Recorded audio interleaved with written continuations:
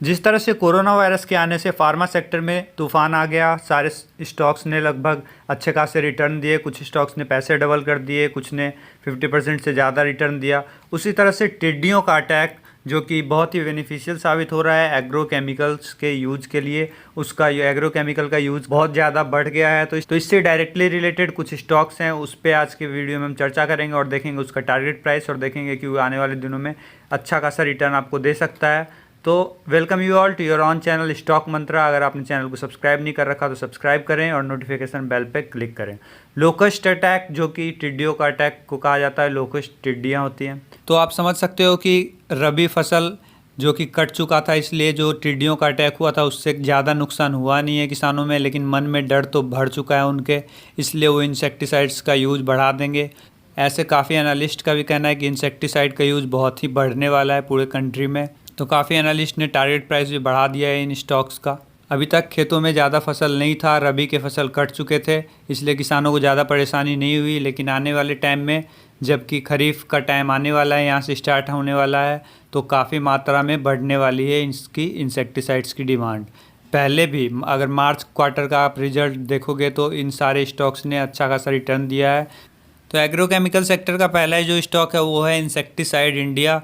इसने आज आप समझ सकते हो मंडे को इसने 11.71% का पॉजिटिव रिटर्न दिया है एक दिन में।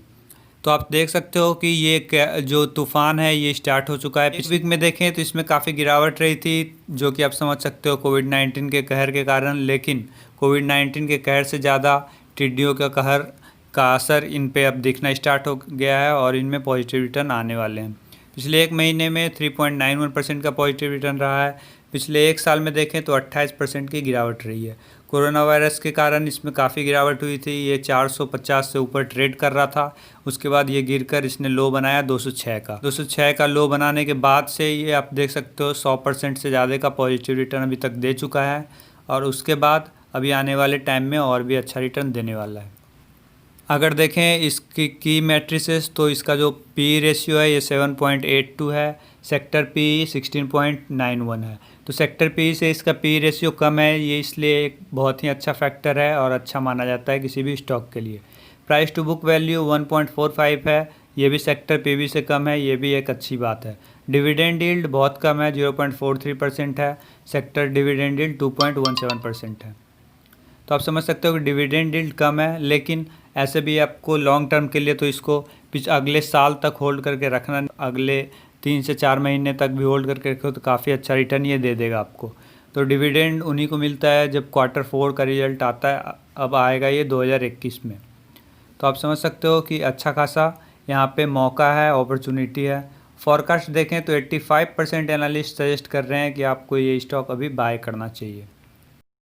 अगर इसके फाइनेंशियल ट्रेंड को देखो तो 2016 से लेकर 2019 तक रेवेन्यू इंक्रीज हुई है, मार्जिनली इंक्रीज हुई है लेकिन इंक्रीज हुई है। लेकिन आप देखोगे अगले 2020-2021 का जब आएगा रिजल्ट तो उसमें काफ़ी इंक्रीज होगा फाइनेंशियल ट्रेंड में।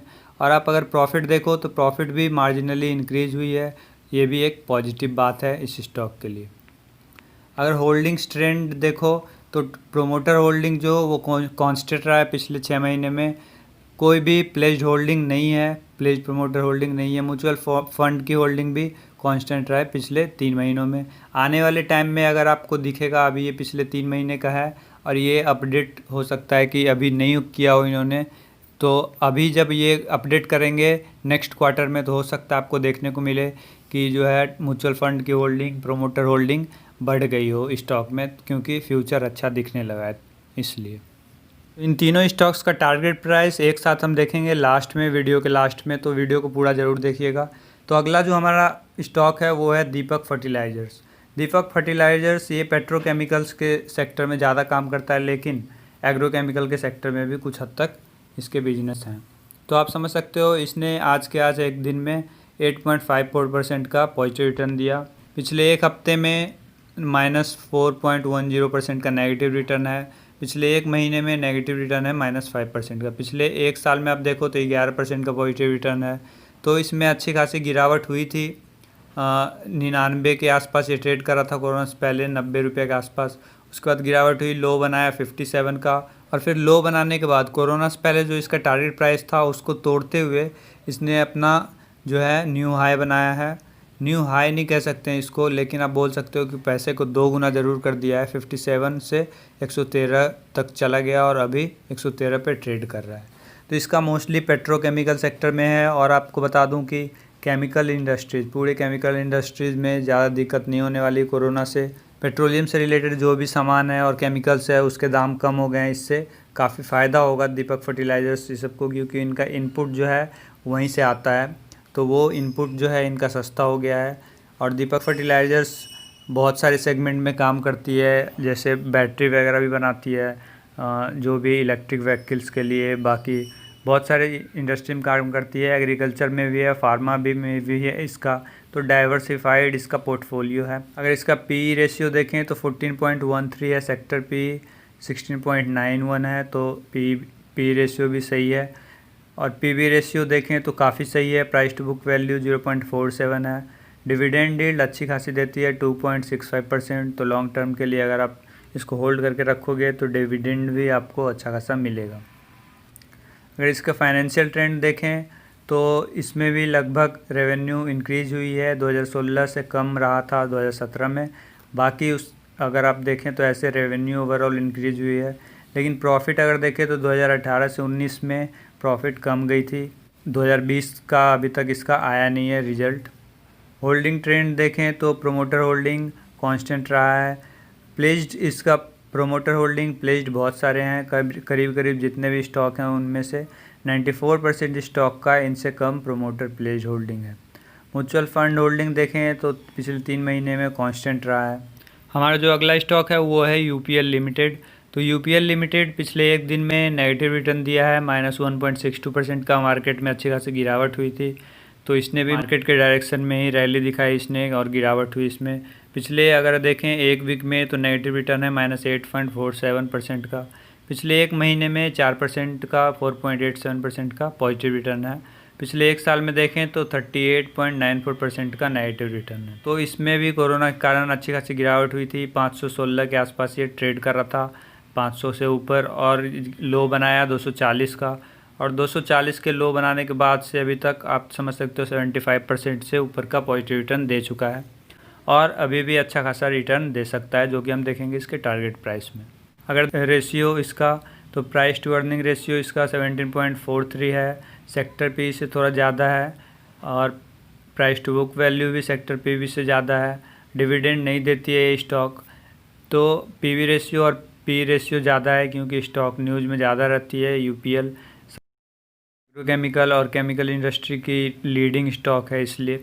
और आप देखें अगर इसका फॉरकास्ट और रेटिंग तो 87% जो एनालिस्ट हैं वो सजेस्ट करते हैं कि इस स्टॉक को अभी आपको बाय करना चाहिए। अगर इसका फाइनेंशियल ट्रेंड देखें तो रेवेन्यू बढ़ी है, हर ईयर ऑन ईयर बढ़ी है। 2019 से 2020 में आप देख सकते हो रेवेन्यू में बहुत ज़्यादा मार्जिन है, बहुत ज़्यादा ग्रोथ दिखाई है इसने, तो ये एक बहुत ही पॉजिटिव फैक्टर है। और अगर आप देखो प्रॉफिट का तो प्रॉफिट स्टार्टिंग में ज़्यादा था इसका, 1.7 थाउजेंड करोड़, 2.0 थाउजेंड करोड़, 2,000 करोड़ ऐसे था। उसके बाद इसमें प्रॉफिट में गिरावट हुई 2019 में, फिर 2020 में थोड़ा बहुत प्रॉफिट में इंक्रीज हुई है।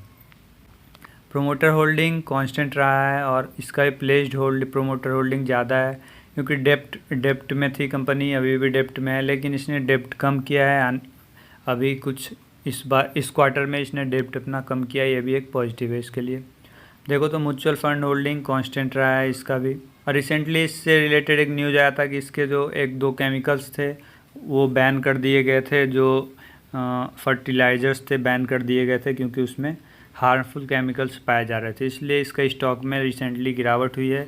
लेकिन फिर इसने बोला है कि हम उसमें सुधार करेंगे, अपने फर्टिलाइज़र्स में चेंज लाएंगे उसके केमिकल्स में, तो आने वाले टाइम में अच्छा खासा पॉजिटिव रिटर्न दे सकता है ये भी स्टॉक। अगर आप देखें तो ICICI डायरेक्ट ने जो टारगेट प्राइस दिया था यूपीएल का वो है 466 पर शेयर, तो 446 का इसका टारगेट प्राइस है, तो अच्छा खासा अप है टारगेट प्राइस और इससे ज़्यादा भी हो सकता है, जो कि आने वाला फ्यूचर अच्छा दिख रहा है। तो अगर फिर से टारगेट प्राइस दिया गया तो ज़्यादा भी हो सकता है। अगर आप देखें टारगेट प्राइस इंसेक्टिसाइड्स का तो इंसेक्टिसाइड्स का टारगेट प्राइस 832 दिया गया है, जो कि अभी जो इसका प्राइस है उससे करीब करीब आप समझ सकते हो कि ये 2 गुना आपके पैसे को ये 2 गुना कर सकता है आने वाले 1 साल में। तो बहुत ही अच्छा संकेत है, ये बहुत ही अच्छी अपॉर्चुनिटी है।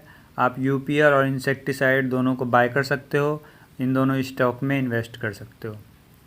किसी भी रेटिंग एजेंसियों ने दीपक फर्टिलाइज़र का टारगेट प्राइस नहीं बताया है, तो लेकिन इसका शॉर्ट टर्म टारगेट प्राइस 2-3 जगह मुझे मिला, वो था 120।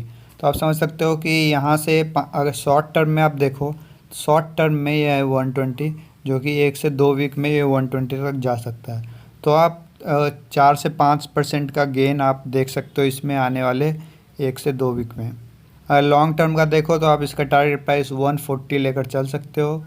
तो धन्यवाद दोस्तों, ये वीडियो आपके साथ शेयर करने के